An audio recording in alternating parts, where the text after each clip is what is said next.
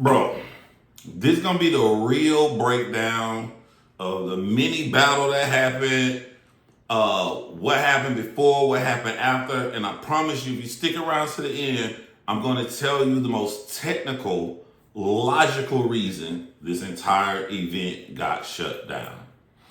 So stick around to the end. But before we get into all of that shit, anybody that know me, we done had these personal conversations. I'm gonna have it with y'all. Here's my theory.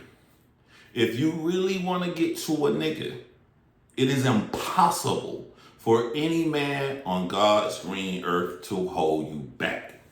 John, that don't make no fucking sense. What if I really want to get to the nigga and the bodyguard the size of the Rock, and I'm 5'3"? He's way stronger. Ain't no way I can get around him. Let me tell y'all where this theory came from. I was in Unionville in Macon, Georgia. Unionville where the Crips are. This little 9-year-old kid was trying to fight a 17-year-old kid. I was in high school at the time. Now the 17-year-old kid that want to fight a 9-year-old, he laughing at him like, haha, but the 9-year-old kid mad. He keep trying to get to him. 17-year-old kid playing around, running around and shit. A big dude grabbed a little 9-year-old kid. You know what the 9-year-old kid did?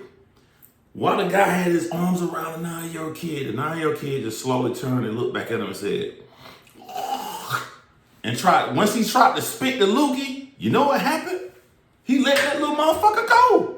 He let him go, and when I saw he let the little 9-year-old kid go, and the little 9-year-old kid had a free range to get to the 17-year-old. 17-year-old ran because he ain't gonna fight a 9-year-old kid. It just taught me everything I need to know about fighting in life. If you really want to get to somebody, nobody can stop you because the people holding you don't have a passionate attachment to the fight.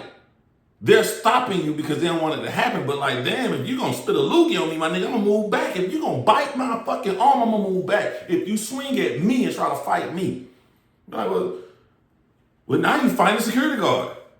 Ain't nobody holding me though. Can't nobody hold you back if you really want to get to a nigga. I cannot be defeated in this debate. Tell me an example. I'll show you how can't nobody want to hold you if you really want to get to him. And I will say this right here. Like, I'm going to think you a bitch ass nigga if you like, all right, bitch ass John Shay, I knock your ass the fuck out. And then you run to me and somebody grab you and you just standing like, you lucky security got me. If you ain't put a maximum effort in trying to get away. If I want to get to a nigga and I can't get to him, bruh, like, yo, John Shay went crazy, that motherfucker. He was buying security guards, shoes, ankles, everything. He was spinning, he was doing I'm gonna look like Blanca from Street Fighter. There's gonna be a maximum effort put into it. But niggas are act like they wanna do something. As soon as somebody grab them, they stop trying to advance. Then don't tell me you gonna beat me the fuck up. Because somebody holding you is not an excuse if you don't exert the right amount of energy to try to get away from that person to beat me the fuck up. That'll come into it later. One thing I want to get into, Cassidy, if you see this, don't get mad at me because I'm going to take up for you, my boy. Did you have on lifts? Did you have on lifts? Cassidy, you 5'7" tops. I saw you at the face-off against Eazy, and I saw how much taller Eazy was than you, but at the battle, it looked weird because your body still looked small, but somehow the small body was the same height as Eazy. Did you have on lifts, Cassidy? I'm surprised Eazy didn't throw a freestyle rebuttal in there. Like, how the fuck was Cassidy the same height as Eazy in the battle? I'm 6 feet tall. I seen Eazy next to Twerk. Twerk by 6'4", 6'3". I seen like Eazy gotta be at least 5'10", 5'11", 6 feet tall like myself. There's no way y'all should have been the same height. All right, we got that out of the way. Let's get to the battle. This is what I'm gonna say about the battle. I'm standing in front of my television and Eazy goes first. You know what I'm saying? Cassidy win the coin toss. And like, when you talk about present era rap versus the old shit Cassidy them used to do, I expect Eazy to win. But if you break down the lines and the bars, Eazy was really mediocre. Some of y'all who don't know battle rap are gonna think, no, he sounded really, really great. Because it was Cassidy. I'm thinking of regular niggas that would have beat Eazy first round. Name them. Shotgun Suge, Frozen, Bird Raw, anybody like Eazy. Eazy did a promo where he said he running on a treadmill saying his stuff. Eazy said, I can't wait for Saturday. When a nigga put that shit in their throat, I can't wait for Saturday. I'm expecting like this gonna be fucking bad for Cassidy. If he would have been battling any battle rapper in his era, they would have defeated that first round. Eazy didn't really start cooking until he got into his bag of breaking down how Cassidy can't rap with his era. That was making sense, but Eazy didn't say one bar while like, let's go! He didn't do nothing. He didn't do nothing that was lame or bad, but he didn't do nothing that was great. It was just mediocre all the way through where I'm like, this is my fault. I'm gonna tell you how it's my fault, right? You gotta look for the lie in the promotion. The lie. Both of them niggas did a lie in the promotion to where you can't believe it, right? You can't believe it. I'm gonna do an example for both of them. Eazy said with such confidence. This nigga said my bail was $2,500. He think about the confidence he had when he showed Jay Black the paperwork. All of this confidence he had to show my shit was probably $250,000. And then Cassidy played a video of Eazy's own words. His own words. Saying that his bill is $2,500. So I saw you with your most top confidence. And you lied. So when you tell me I'm gonna kill this nigga on the 6th, I gotta go.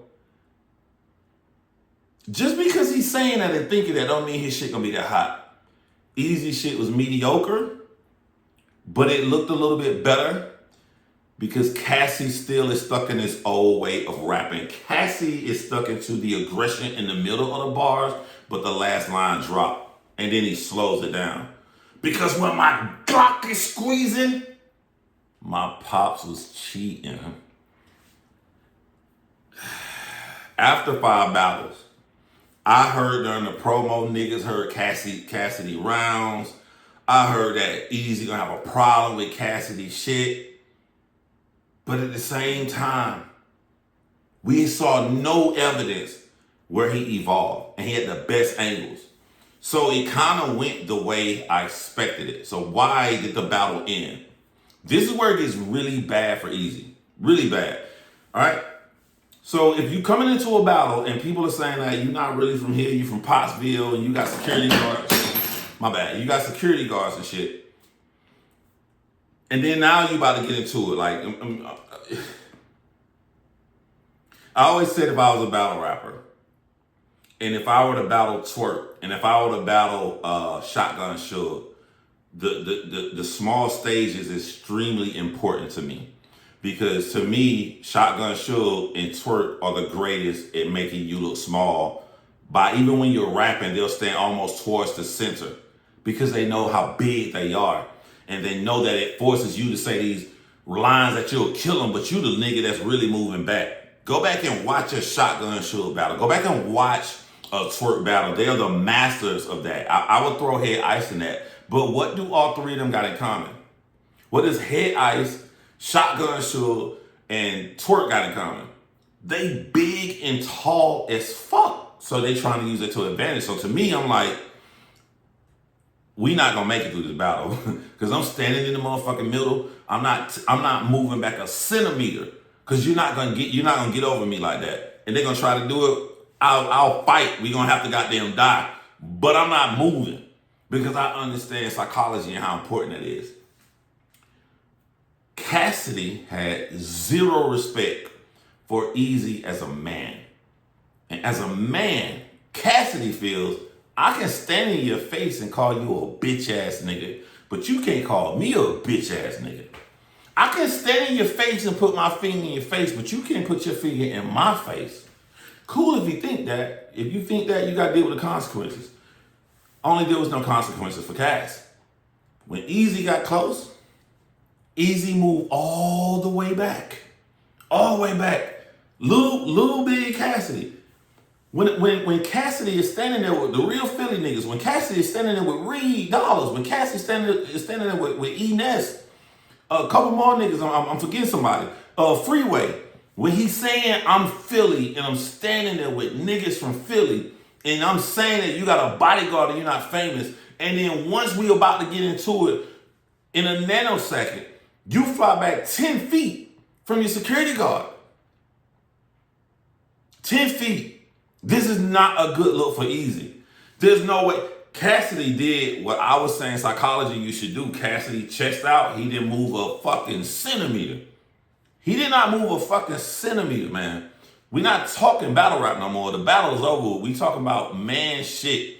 We talking about your reputation for your future battles and how people gonna look at you.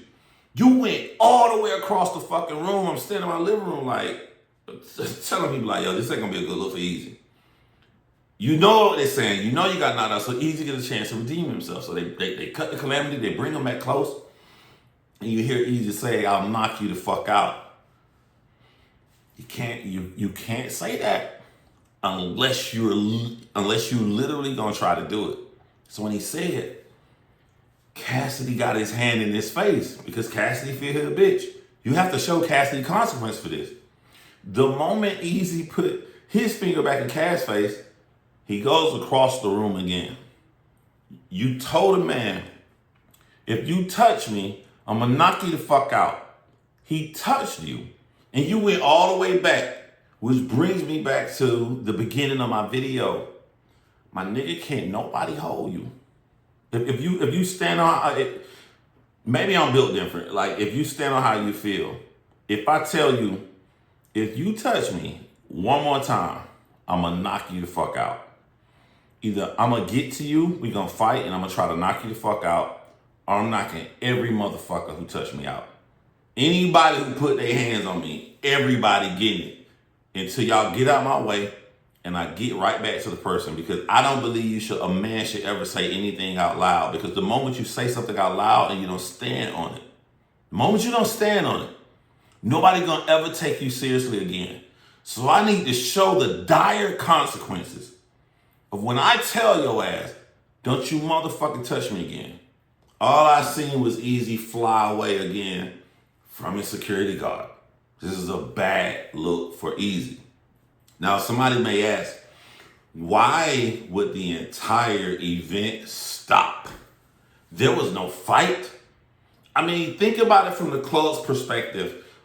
People rent out a club. They get a club to 2 o'clock in the fucking morning. They may be 2-3 fights. The club's still going. Why would they stop it? There was no fight. There was no fight. Cassidy pushed his hand away, barely touched him or whatever. Why? I know why. It was some horrible ass fucking audio that night. Really bad audio. And this is just my conspiracy theory. My conspiracy theory is we can use what happened with Cassidy and Eazy to just call it a fucking night. Which will be bad because I'm thinking nobody's gonna get their money back. But what really happened? This is my theory on the audio, right? When I'm watching the pay-per-view and they sound really good to me watching it on my television, the audience would say, we can't hear shit. Then the audience will be cool. Once the audience can hear shit, it sounds a little doubled to me. It sounds doubled, like what the fuck, like reverb and shit. Then I looked at where they were standing at. I want y'all to think about a club. Think about if you're on a pit in the middle of a club. If you're in the middle of a pit, there's 2 speakers back there on that wall, there's 2 speakers back there, you're right in the middle. So when the audience couldn't hear, and we was good, sound good for us, they're gonna turn that fucking mic up. And where's that mic gonna feed out of? It sounded good for us because we're getting it straight to the stream. But for it to sound good inside the club, they gotta get it out of the speakers. So when they turn it up, where you had the men battling it, soon as you turn that mic up, speaker here, once they rap, speaker here, all coming right back on them. And when it comes back on them, it's going back into that microphone. So you're getting a reverb from all the speakers, plus what they say. This is why people are like, yo, what the fuck? A professional company can't figure it out. It's been 2 or 3, 4 battles because they're looking at their equipment. Well, damn, this is turning perfectly. Damn, I got the tablet, everything. We don't understand. It must be the club, must be so crazy. We can't fix it. No, nigga, it's where you got the battles. Here's the crazy part. I'm watching Bill Collector versus Snake Eyes. Shout out to both of them guys. When you watch Bill Collector versus Snake Eyes, the way they got the camera angle, look right behind them, and it's a big, beautiful stage. Now, I understand you want to do like trenches or a pit or something like that, but I'm thinking people do that shit because there's no stage. Why is niggas in a pit when there's a stage? Do you know the advantage of having a stage? Think about what I just said. In a pit, you in the center, and you got all speakers coming to you, going back, reverb and feedback coming out of that microphone. When you're on stage, ain't no fucking big ass speakers facing the stage, facing the rappers. They're all facing the audience. So it's pushing away. That way, it sounds good on the audio for the pay-per-view, and it sounds good for the people inside the event. So in my opinion, they could not figure out this simple fucking problem, which caused them to say, let's just use this as an excuse to cancel, because there's no way a fucking club is going to cancel a whole big ass event from a little finger pointing. So what's my conclusion for tonight? I feel like Cassidy caught the smallest L. Because Cassidy's promo was so fucking great this time. But even though his promo was so great, we kind of knew he still was stuck in his old way of rapping. Right? What new angle did he bring? The new angle he brought was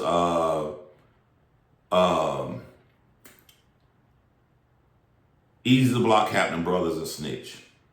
He went into his brother. He kept his brother out the promo. He talked about his mom a little bit, but brother was the new shit. What was Eazy to block cap this new shit? You was in PC when you was in prison for the attempted murder. Now, there's a 95% chance Cassidy was in PC. The reason it's a 95% chance is because of how it was back then, 20 years ago. If you're a famous celebrity, you got a top 10 song, Go to My Hotel with R. Kelly and shit like that, they gonna put your ass in PC, my nigga. You know what I'm saying? You have to scream for the, like, it's a little different now. But, like, I don't think Cassidy should have got mad at that because you can't confirm it. You know what I'm saying? I just think that Cassidy more felt like this bitch ass nigga, this Pottsville bitch ass nigga is trying to say I was in PC, and it pushed him over the edge where he got mad. But I don't think he could have got mad about that. Like, you can't prove that. Unless Eazy, we're gonna bring, what paperwork gonna show you a nigga was in PC? It's just a silly fucking angle. And 99.9% of any famous rapper over 20 years ago, they would have been in PC. So that was a new angle from Eazy. But I feel like we expected Cassidy to not be amazing. You know what I'm saying?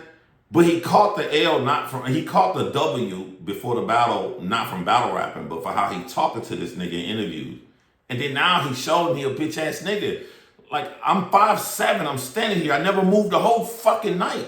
I never moved. You moved all the way across the room twice with your security. Me and the niggas from Philly who say you're not a part of Philly, we right here. That is a L. That is a big major L, especially going into a battle against a nigga like Twerk. That's a big major L for Eazy, to me.